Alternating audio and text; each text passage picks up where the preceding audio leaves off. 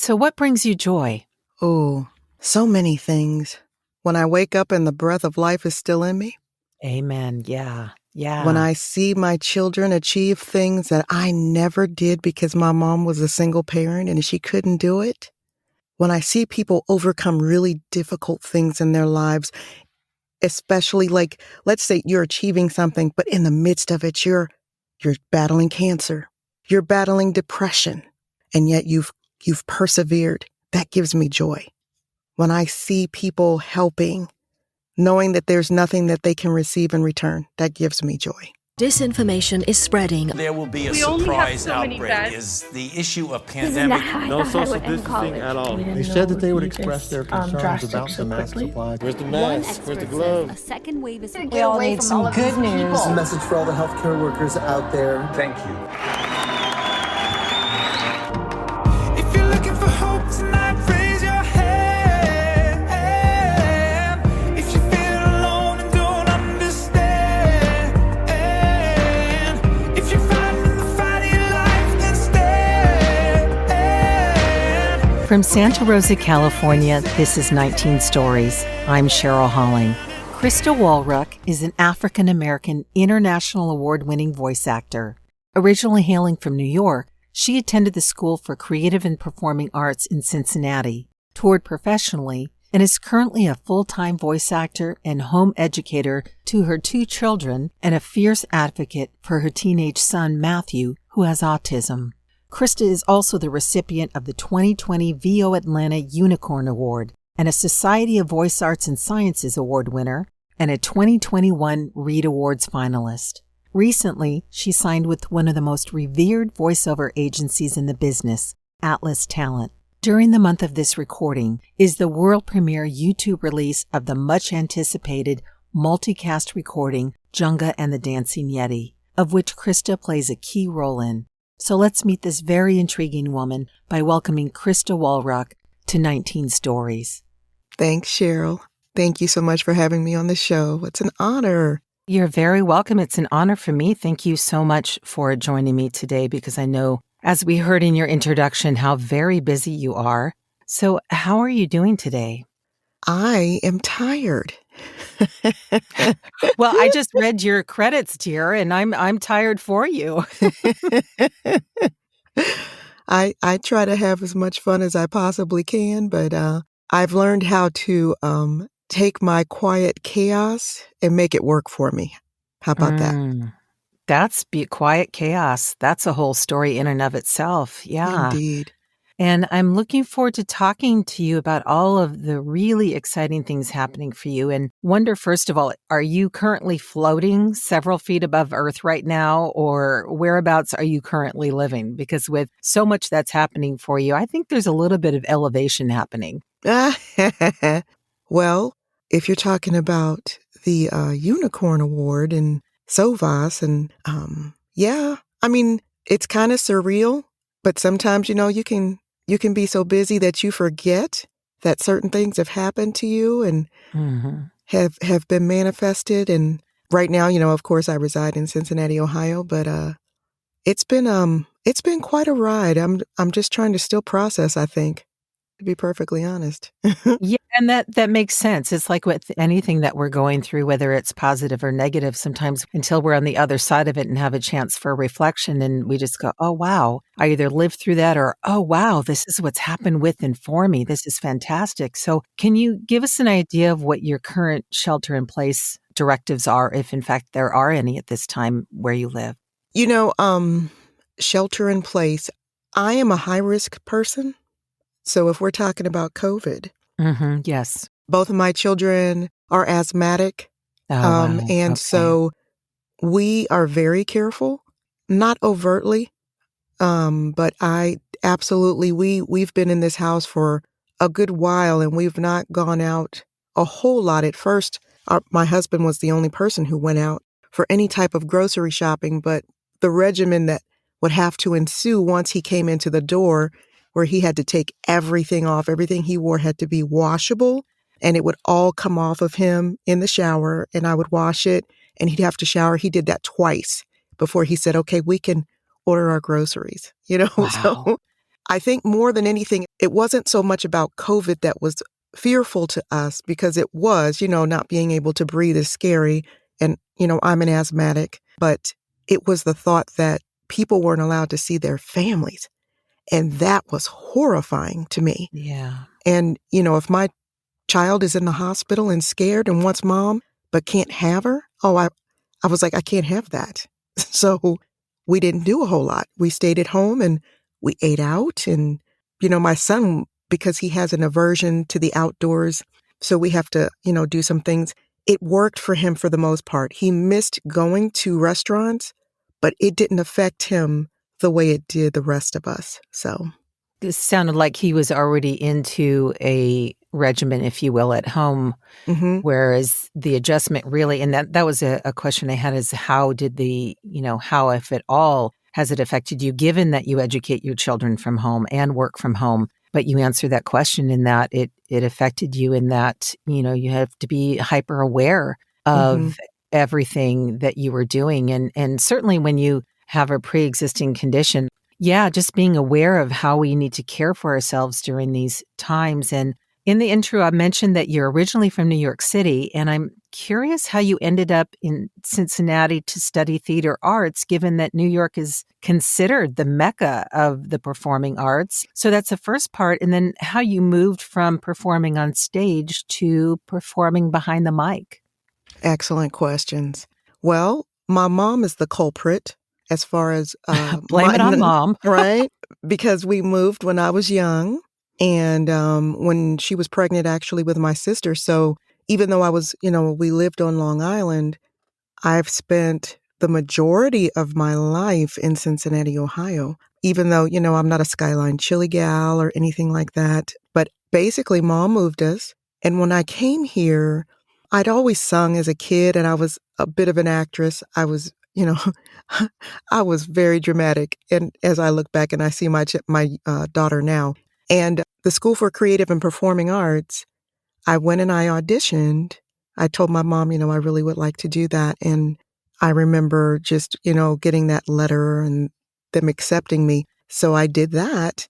And that kind of, I did choir and acting and piano and all that, and dance. You have to take dance. And then I got into community theater out of high school. And it changed some things. So the first show that I ever did was a musical, Little Shop of Horrors, with my sister. Fun. It was a blast.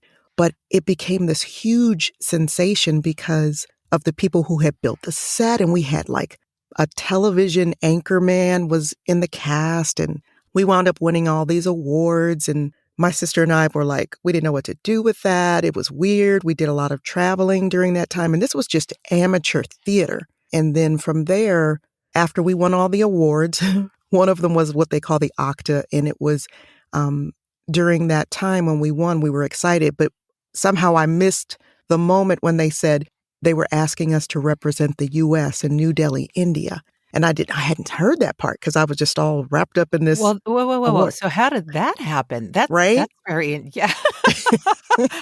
I mean, that's kind of a leap. I mean, can we go a little, maybe England, and then we'll take baby steps to go. Yeah, that's interesting. Yeah. So when that happened, it was around the, oh gosh, I can't, it's going to escape me. I don't want it to, but there was a specific war, the Gulf.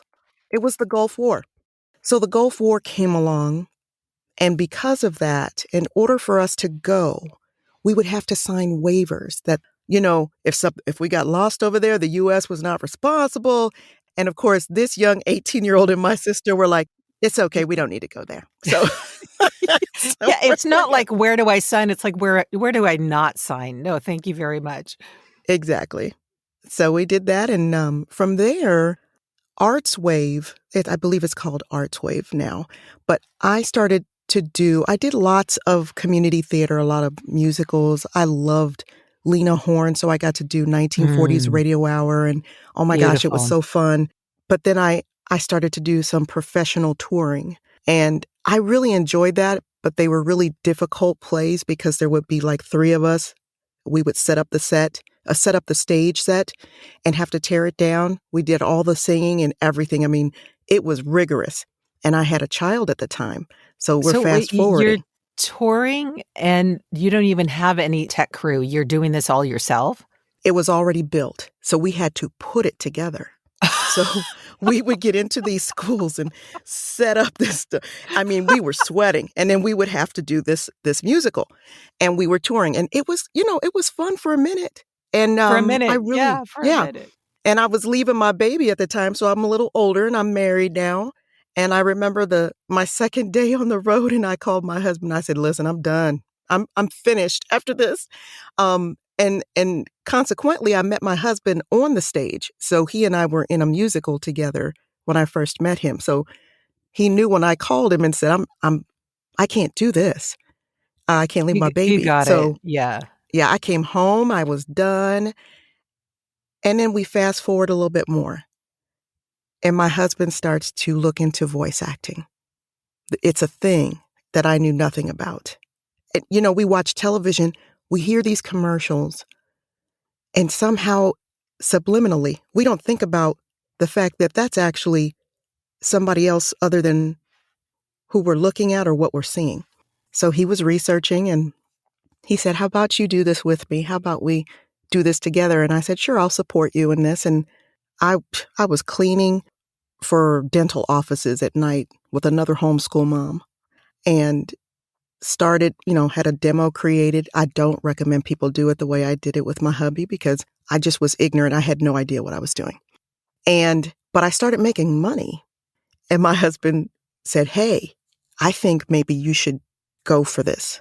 And so he found me 3 coaches, one of whom was J. Michael Collins. And he recommended him of the 3. And, he'd just been doing all this reading. So I started coaching with J. Michael Collins, and honest to goodness, the rest is history, 5 years later. I love that your husband, which, by the way, what is your husband's name? Todd. So Todd was looking into it as an avenue, given that you both met in the theater, it makes sense. But he was looking for both of you, and it really was, as fate would have it, something for you to end up doing. Now, is he currently doing voiceover as well? Here and there. So he kind of took a back seat and just supported me, and he has his full-time job. But on occasion, he'll, audition or whatever, but he doesn't, like for me, this is my career. I can't imagine doing anything else. So. And how remarkable that you've had such success in 5 years. I mean, that's quite the testimony to say I was cleaning dental offices at night, had a child, and studying, my craft. And here 5 years later. So let's talk. I mean, we touched upon your awards, but let's talk a little bit about what it means to be receiving the accolades and awards that have been bestowed upon you this past year. And we mentioned the SOVAS Arts, which is the Society of Voice Arts and Sciences, and the Unicorn Award, which maybe you can speak to what that is. I know it's VO Atlanta, which is one of the biggest voiceover conferences. That's an award that they give out. And then you're up for a READ Award, which is, my understanding, it's the best in campaign and election ads. Is that correct? Yes, it is. And your journey to ultimately signing with Atlas. I mean, and for those who aren't aware of what Atlas is, they're really one of the most revered independent agencies in the business for voiceover and also on camera. So, I mean, just that paragraph alone, to put all those awards together, now you're with Atlas. It's 5 years into your voiceover journey. I know you kind of touched upon, you're just trying to grasp what that means for you. I'm not familiar with the Unicorn Award. Can you speak to what that is? Absolutely. So the Unicorn Award, J. Michael Collins is really behind that. And with a whole, I think there's 3 judges, Cliff Zellman, Ann Ganguza, and then J. Michael Collins and Jen Henry.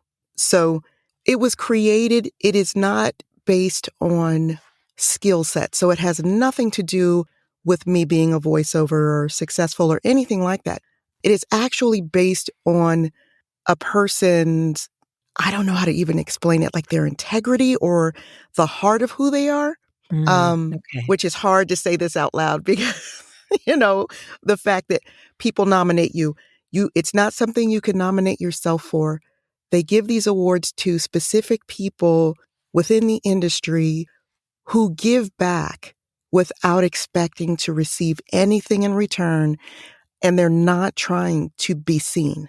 So that's what makes it humbling and difficult, because when I do what I do for other people in the industry, that was not on my radar, because that's not why I do it. My heart wants to help. And as a result, that is just something that has happened. But there are many unicorns out there that people don't know about. They're the silent people that aren't trying to be seen. And you were one of them, but you were seen and recognized for that. It's been said many times, but the voiceover industry is truly one of the most generous industries in entertainment. I mean, I've never met more people who are willing to share information, to really take people by the hand and, wish the best for them as equally as you would want something for yourself. So thank you for clarifying that, and well deserved. Thank you. Was Atlas on the radar before all of this happened? Was that already in the works, or was that something that came as a result of, getting the recognition? You know what's interesting? They were on my bucket list. So, that's what I read. How exciting. Yeah, it was on my bucket list. So it was one of those, that would be nice one day. Perhaps I'll be good enough to be there one day, 20 years down the line. And they were, I guess, grooming me. So there was a time before, I'm trying to figure out how long this, in conjunction with the unicorn. It wasn't when the unicorn happened. It was before, because I was freelancing. So I reached out to them via email with the help of a friend, my Maria Pendolino, and I just emailed them, just threw it out there, thinking maybe I'll hear something. I expected that, thank you so much response. Instead, I got the, yes, we would like to work with you on a freelance basis. And I believe they were just testing the waters to see. And so I was, you get this onslaught of auditions, and I'm just like, oh my gosh, like, is this really happening? Just the freelance. So I couldn't say anything, Right, it was awful not being able to say anything. And I just kept, doing my thing, booked some work. And I was like, oh, I'm going to get something big. I'm going to get, I'm like getting into that groove. But then one day I'm taking a nap because I'm exhausted, and I get a phone call, and it was crazy. So my phone rings. I see this number, and I'm like, okay, this looks familiar. And so I respond, and how when you're waking up and you see something, but you don't really know what you're seeing? You think it's a mirage or something. Yeah. And I'm trying to act like I wasn't asleep. And that phone call was them saying, hey, we would like to sign you for 18 months. And I said, what? And, You try to be cool. You try to be cool, but you're losing it, right? Cool went right out the window. I was in that catatonic, what does that, and they just chuckling on the other end. Are you serious? Like, so yeah. Do you have the wrong number? Who's playing a cruel joke? Right? Who is this? Yeah. So that moment happened, and I said, and I'm one of those careful people. So am I allowed to share this? Like, am I allowed to say? It was just a really surreal moment. It was so surreal, and it still is. Every time I say it, I'm like, what? I'm on their roster? So it's like shell shock more than anything. Yeah, I just can't, but I love them. They're very good to me. They're good people. I enjoy the things that they send to me of, what I can do, and I have fun with it. And that's important, I think, in what I do, is that I learn to have fun.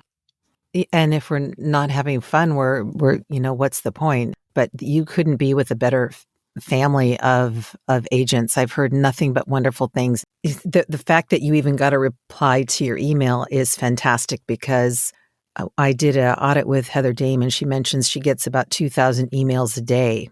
What? And yeah, so it's your time. Your star is rising, and congratulations and kudos to you. And in doing the research on you, I discovered Which I didn't have to go far. I mean, if I had gone on your Facebook page before, but in doing other research, I like to go online, and it came up that the Book of Junga, the Dancing Yeti, if I'm saying that right, is my understanding, a really beloved children's book that teaches important life lessons related to discrimination and bullying. And you have a key role in that your character's name is Grandma Yeti. Yes, and I listened to an excerpt, which is delightful. And it debuts this month, May 25th on YouTube, which I thought was interesting that they're debuting it on YouTube, I believe 4:00 Eastern Standard Time. So how did that project come about? Because it sounds like it's a really delightful book and cast. Oh, yes. Actually, this is the second one. This will probably, if I'm hopeful, Stephen Tako is the man behind the plan. And this has been a long time dream of his regarding inclusivity and anti-bullying. And interestingly enough, I have a friend that is not a VO who was on a plane ride with him. And he was talking about this book last year before the first story came out. And I believe she dropped my name. And when he came home, he'll tell this story way better than I do since it happened to him. But he reached out to me, and I saw the picture of Grandma Yeti, and I kid you not, there are times in this world where you will see something and go, I know that's mine. Yes. And I saw her picture, and I said, I know exactly what Grandma Yeti sounds like. And so I created her voice and sent it in, and the rest is history. And the second it's an animated storybook, but there are a lot of like award-winning people like involved in this. And so when they've created these, they're just so well done, and you feel so good, and they make you feel good. And as a recipient of bullying, it gives me great joy to do this, to be a part of it. So, which the message is definitely timely. Just to see that there's an awareness of the effect it has on children.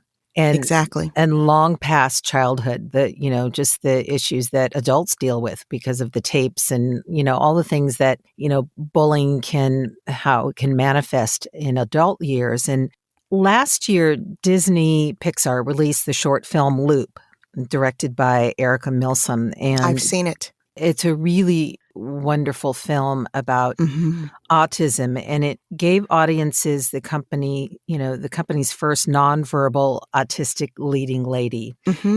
And in your delightful commercial demo, you have a really sweet opening spot that includes your son, Matthew, who mentioned has autism.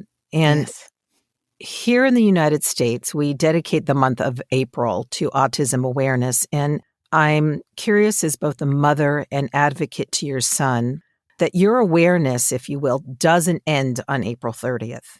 That's right. In your spot, you mentioned that autism isn't all about the missing piece. That's right. And I'm curious if you could elaborate on that. I guess it's about how you look at a person. I don't see him as missing a piece. I feel like I'm missing a piece. I am a student of him. He represents to me the wholeness of a person. His understanding, his comprehension level is that of a third grader, okay? He can read well beyond that because people told me he probably would never read or write. And so this mama took him home and laid him on the ground and opened up all these books and letters and played until he spoke for the first time. That missing piece is a piece of me. And I want to know everything about him because he looks at the world differently. Sounds affect him differently than they affect me.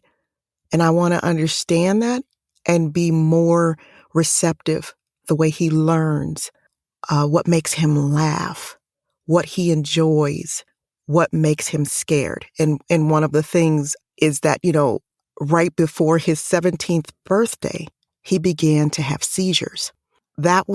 We anticipated the possibility of that when he was young, but to get almost to his 17th birthday and then he had a seizure, that was like the most frightening thing to see.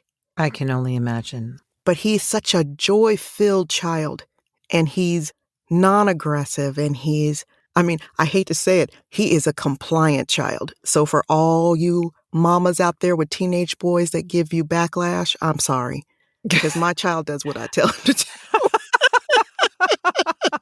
even if he doesn't like it.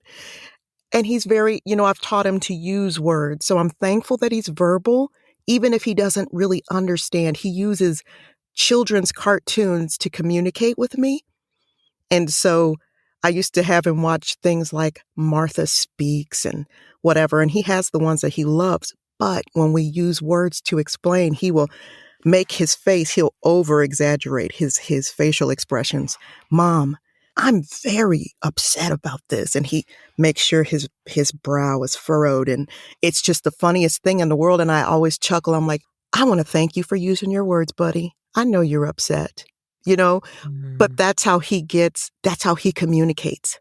Some kids can't do it that way. They hurt themselves. They hurt the people around them because they can't put into words what's inside of them. So I have a big, huge heart for children with special abilities. And the amount of love and attention that you took to pour into him when, quote, the experts and specialists are telling you what he could and could not do. And, when truly being an advocate is doing just that. It's like, no, I'm his mom and I believe in more for him. Mm-hmm. And obviously with what you're sharing, you have received that. And what a beautiful expression of you're missing something. And yet it sounds like he's filling that void for you. And I'm curious how we as a society can be more receptive to learn about autism so that we're not viewing it through clinical eyes or through experts' eyes of what a young man or a young girl or boy with autism can or cannot be. Yeah, I think I have a heart for people in that I realize I put myself in everyone's shoes and I really work at empathy. So that means that if I didn't have a son with autism, it's uncomfortable when we're around children or people who are not like us, who are not what people call neurotypical. If they're having, if they're making sounds or making clicking sounds or being loud, things that we don't have control over. So it scares us. And I didn't want people to be afraid of Matthew. And so I would tell people, they'll say, is it okay for me to do this? Absolutely. Let me tell you what is okay and what's not okay. I think I respect people more when they're just, they just explain to me, I'm a little nervous. I'm like, that's perfectly understandable. There's no reason for me to be offended by that. Every child is different. One person with autism is not going to be the same as another. And each one has their own set of things that they have to work out and work through. And as I would tell my son when he would have moments of breakdown, I would say, you need to go upstairs and sort it out. Well, some kids can't do that. I could say that to him and he would find a way or we could work it out together.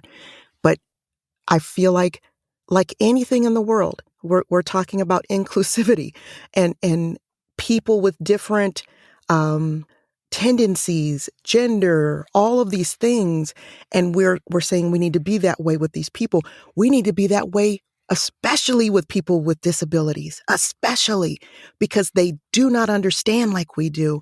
They have a different set of rules inside of them because they're fighting against themselves and they may never be neurotypical. So they may never see things the way that we see them. They may never comprehend it. And so we need to have that compassion and empathy for them instead of looking at them as a threat or something to be feared and to just medicate all the time. Okay, some kids need it, some adults need it, but not all. So we're just all super duper individual. And that's a good thing. We shouldn't all be the same. And how interesting that you talked about, no, and we shouldn't all be the same, but it is about having an awareness and being, whether it's something invisible or something that's visible. I mean, Mental Awareness Month, I believe it's Mental Awareness Month this month. And again, I I'm almost hesitant when I mention, what the month is, because Right. these, again, they don't end at the end of the calendar month. And it's the same thing with mental illness. There's all kinds of, mental illness or physical abilities, or, because I like to different able bodies. Mm-hmm. And how are we understanding that as a society? And I think all of these topics are really important to discuss, because this year has peeled the Band-Aid off some really deep scars of what's Indeed. going on in our country racially. And prayerfully, what will happen is that we'll start looking at our behaviors towards all kinds of people and old beliefs that maybe we can question, of how we can look through different lenses and educate ourselves to be, as you say, use that empathy muscle and, Mm-hmm. grow an empathy bone if we don't have one. Right? Yeah. If we treated more people, we can be so reactive.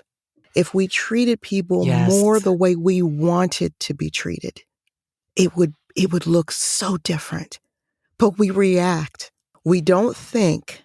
We respond. We tend to take things personally, very personally, because we have that brokenness in us that we have not dealt with. And I just try to watch people and speak to them lovingly and compassionately, trying to see their pain, hear what their voice is saying, all those things. If we did that more, I think things they wouldn't be such a hot mess. Yeah, it's taking the 10th breath, and I've got my hand raised over here while you were talking. I mean, I tend to get a knee-jerk reaction about things, and I'm really learning to just take the 10th breath and look through someone else's lens and do so without letting it crush me, because there's the other side of that. It's like, I Yes. can become immobile and do nothing, and then that's apathy. So do you have any fears regarding this time in your life? And if so, what skill sets have you learned to help you deal with them? Okay, so I've had lots of fears during this time when the riots happened, when all kinds of things, I began to grieve.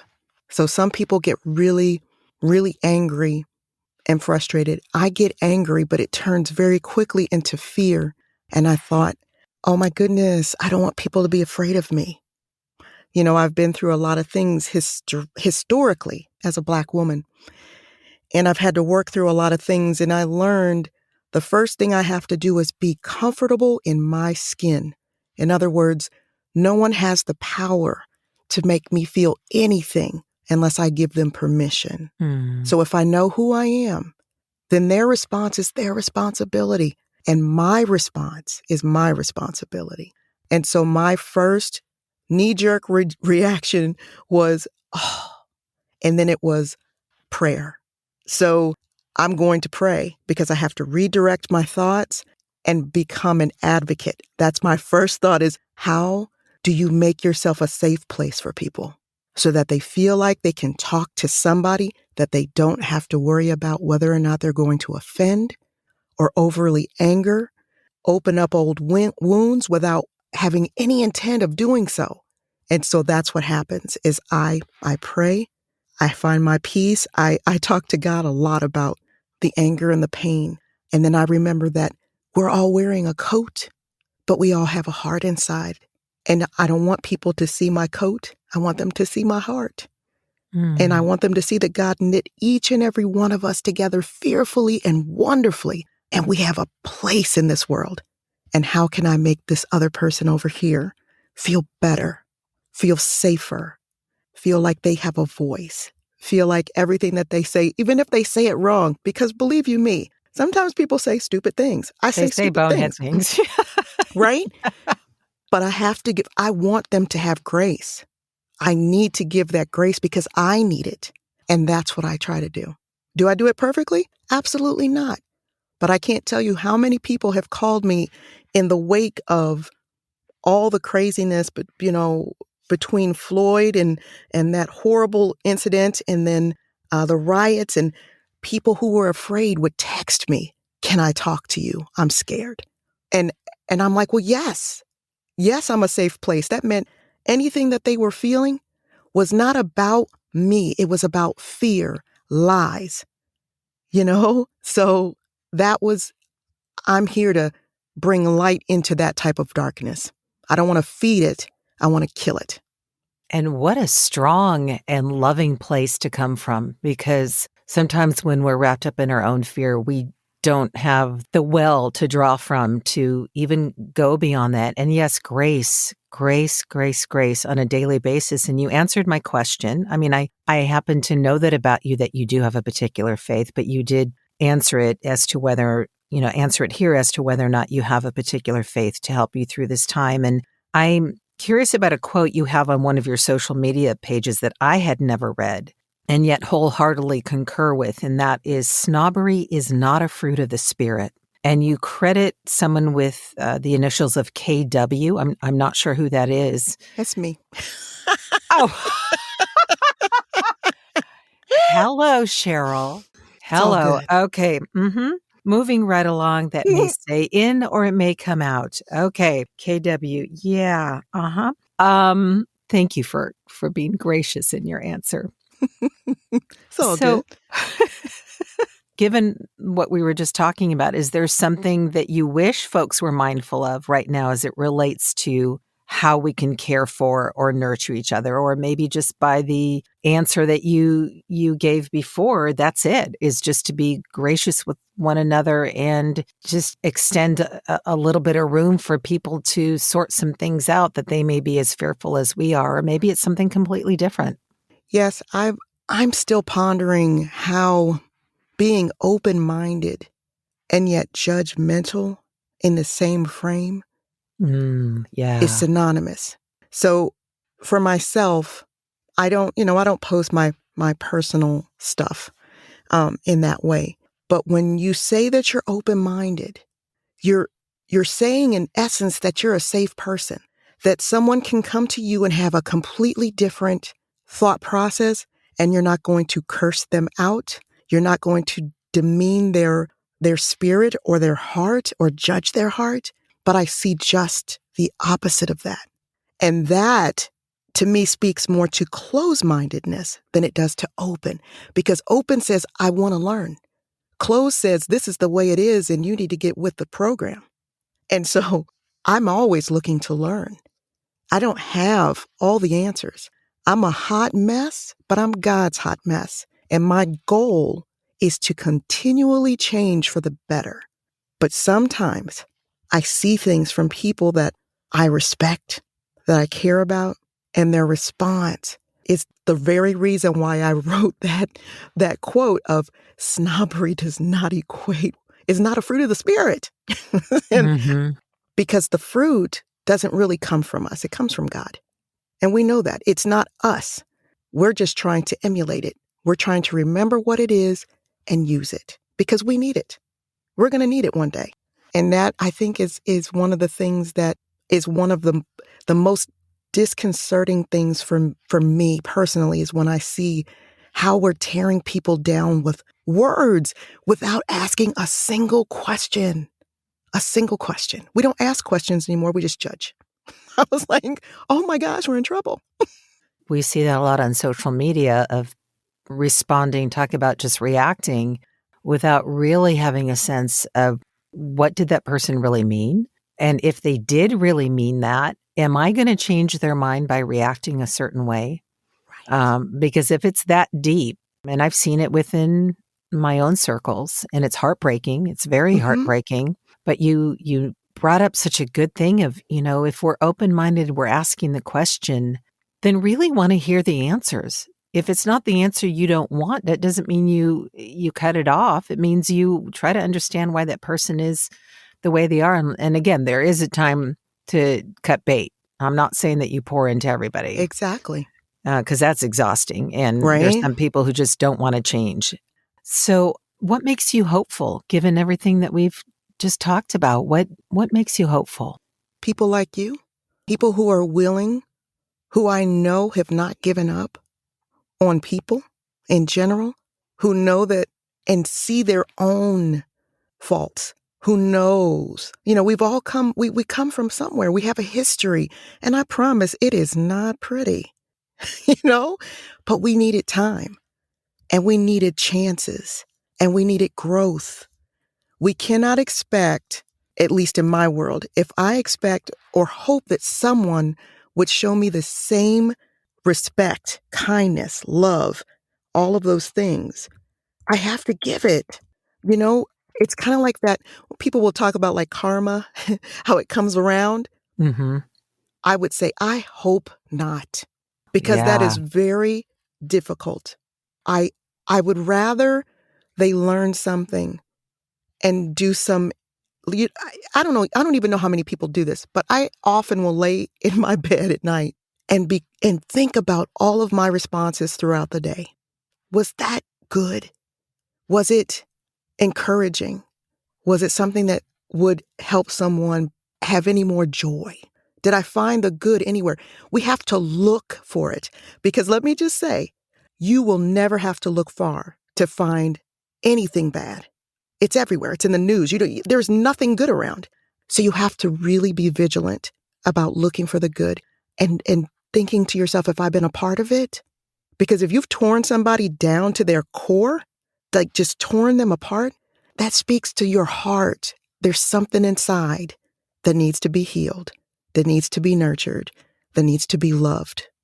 And I don't know any other way of doing it except starting out, getting that clean slate every new day and saying, I want it to be better today. That's so beautifully expressed, Krysta. Thank you so much, because it is a matter of doing what I call personal inventory at the end of the day. And Mm-hmm. Scripture says the tongue is a double-edged sword, and we can either rip someone to shreds with it or build them up. And so, taking that time at the end of the day to go, how did I move through my day? Did I build someone up? Did I tear someone down? Did I react in kindness? Because I think, what I'm hearing you say is we just need more kindness and grace in the world right now, because there's certainly enough out there that, why even bother getting out of bed? Unless you're Krysta Wallrauch and you have, you just signed with Atlas. I mean, I think that takes care of all of it right there. Girl, I am tired. I have to laugh. I feel like, are we familiar? I'm sure you're familiar with Moses. So Moses, he didn't really come into his, whatever, being called to free the Israelites until he was 80. He was 80. Okay. And I think to myself, I'm not like in my 20s doing this. Yes. I'm not in my 20s. Men, I trust me. And he was a stutterer. That's the other thing. Yes. Speech impediment and all. Yes. So, when you're young and these things happen to you, you get this adrenaline rush. I remember being I would have been like squealing and shouting and going crazy about Atlas. 54-year-old woman hears this and I'm like geeking out. But I'm like, girl, you have to be calm. You could have a heart attack. I could break something. Right.